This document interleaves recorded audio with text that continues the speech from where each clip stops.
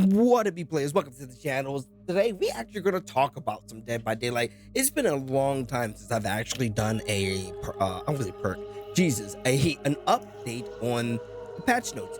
And to be honest, I've rather enjoyed that. I'm a person who likes to learn stuff. But that's enough about me. Let's go into the patch notes that came out for 7.6, All Things Wicked. So, the new killer came out. I'm going to put some B-roll in the background for you. The killer's name is unknown, if you haven't already known. His killer power is activated to shoot a UVX, essentially like a little blast bomb. It just bounces, projects, does a little blast area. If it lands on the survivor mid-air, they are now hindered. And if they touch the blast area, once it hits the ground, they'll become weakened. Weakened survivors will lose a health state if they get touched by another blast area while weakened. And survivors will lose this weakened state if they successfully stare down the unknown. Now, this power is I guess the best way to understand it is like Nemesis. His whip will hit you. If you're not infected, then you become infected. If you are infected, it deals damage. Essentially the exact same thing. But you can get out of it by looking him down in the same way that you would stare down Ghost to get him out of the stealth form. So it's like a Nemesis Ghost power. I haven't seen it played yet, but I'm really interested. I didn't want to play on a BTB.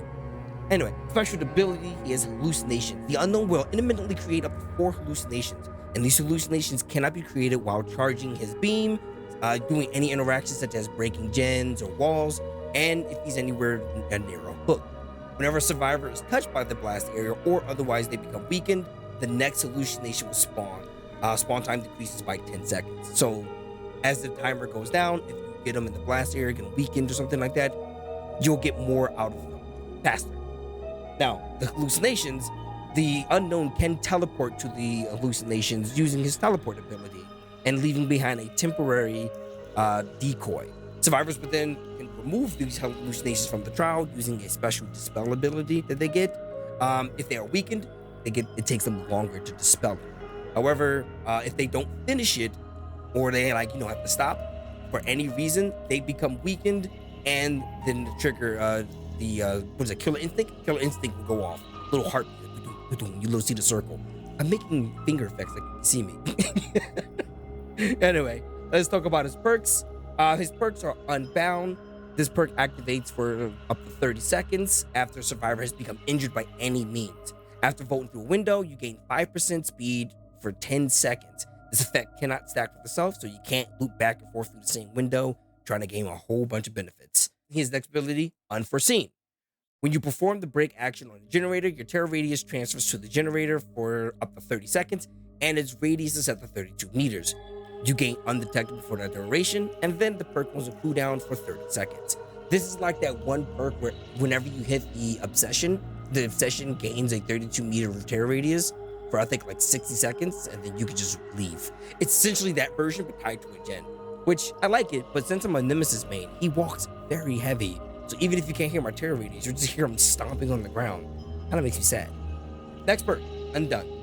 When a survivor misses a healing check or a repair skill check, you gain 3 tokens, up to a maximum of up to 30 tokens. Whenever you perform a break action on a generator, if you have any tokens, you expend all of those tokens, and then you will regress the generator by an additional 1% equal to the number of tokens you have. Then the generator becomes blocked for 1 second. After the generator is blocked, then begin progressing. And then the perk goes on cooldown for 60 seconds. This is like that one perk off that David Tap has, where if you're in the killer radius, you gain stacks of these points. That makes it a great skill check. Which one am I thinking about? Oh, the one that came out with the I always forget his name, the Trickster. Her. She has a perk that does that. Whenever a survivor is hooked, you get stacks. When you get a great skill check, you unleash all your stacks into the gen to get it completed. It's the counterbalance effect. I'm probably gonna put B-roll of her on the screens, or at least an image, so you know what the hell I'm talking about, because I'm terrible with names. So the survivor is Sable Ward. I rarely play survivor on this channel. If you want to see that, let me know. I'll do that. But I digress. We have invocations, which sounds really weird. Invocation weaving spiders. When you're in the basement near the circle, you can press the ability button to begin your invocation. The invocation will take up to 2 minutes. However, other survivors will see your aura while you're doing the invocation, and they can come down there and help you. It will increase the speed by 50% for each survivor.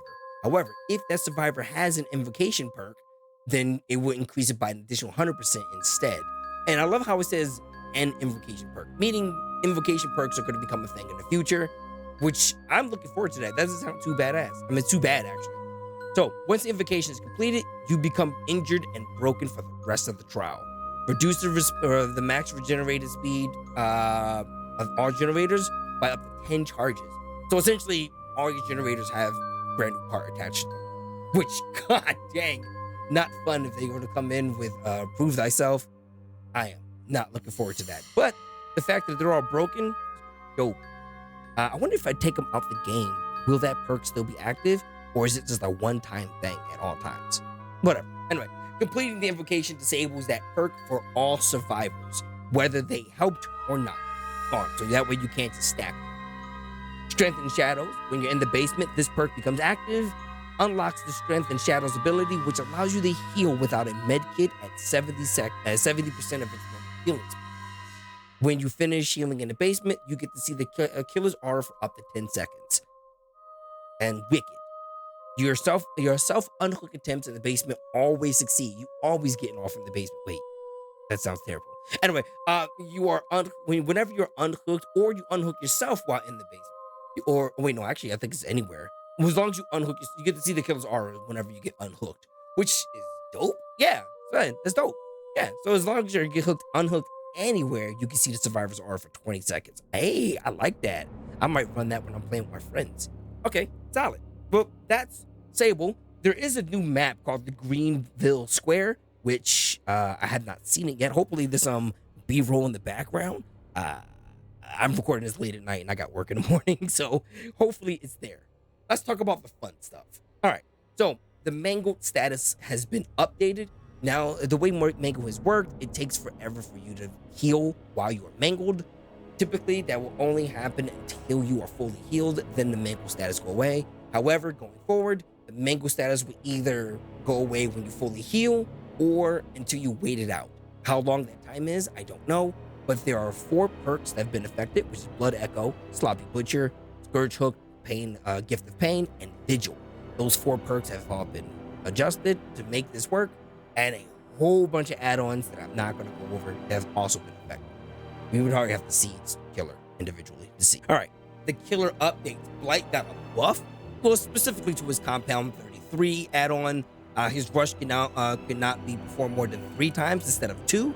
And also, his turn rate has been increased by 33%, and his restoration has been increased by 33%. I didn't expect that, but hey, here he is. He got buffed by 1 add-on, so I don't think it's too bad. The Clown has a base kit rework. So his Aftertonic Antidote, his Afterpiece Antidote, the yellow gas that makes you move faster, usually takes 5 seconds to activate. I'm sorry, it usually only lasts for 5 seconds. However, it would now last for 6 seconds, so you get an extra second out of it.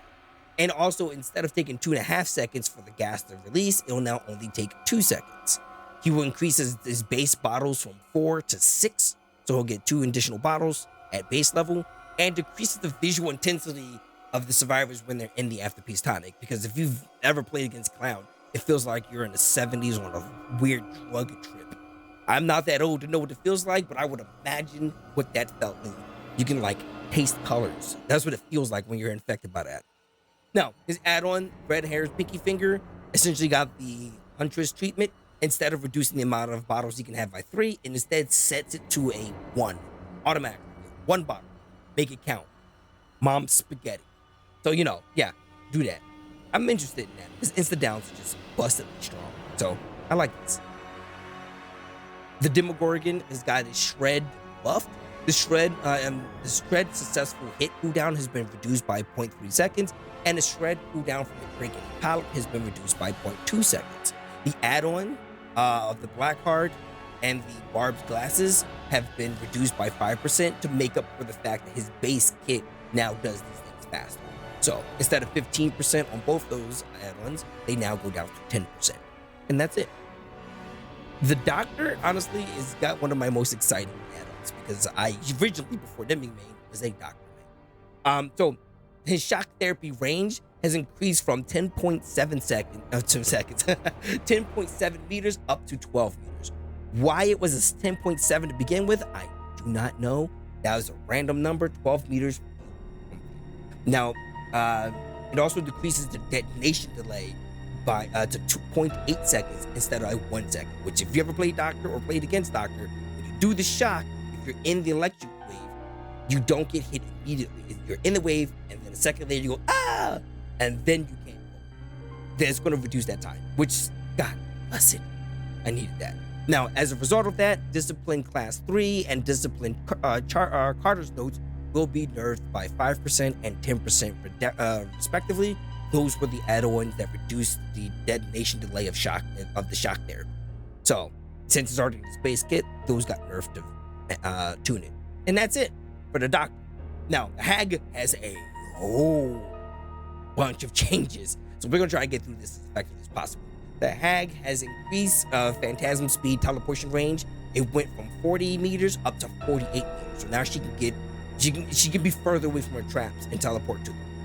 Decreases the time it takes to put them down by 0.1 second. They may not feel like a lot, but every trap you put down adds up throughout the game. Increases the trigger duration from 5 seconds to 6 seconds. So now the phantasms stay 1 second longer on the map. And also, it decreases the range that it triggers from 3 meters to 2.7 meters. Again, that doesn't seem like a lot, but if you don't want them to trigger it at a specific time and space, then you can make it harder to trigger and put it in a more fine point area. I'm not trying, I gotta play around with that one to see how I feel about that.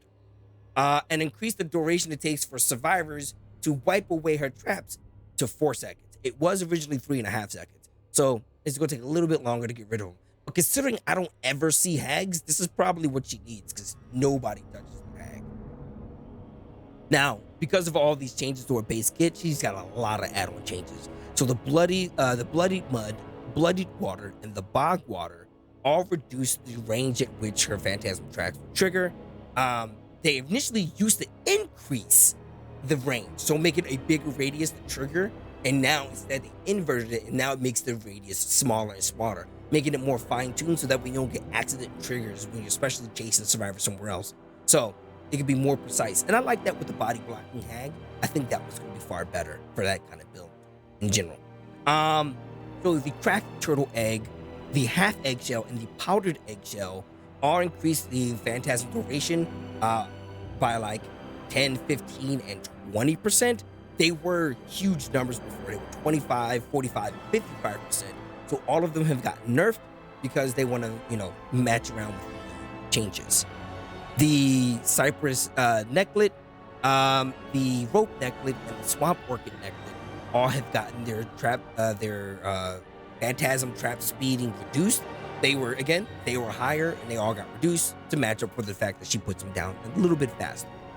And then lastly, we've got the dead fly mud, the dragonfly wings, and the dried cicadas would now have her range decreased. So instead of being 25, 20, and 30% increase, it's now 10, 12.5, 15%. It's all been reduced by half around the corner because she's got an additional 8 meters on her teleportation range at base value.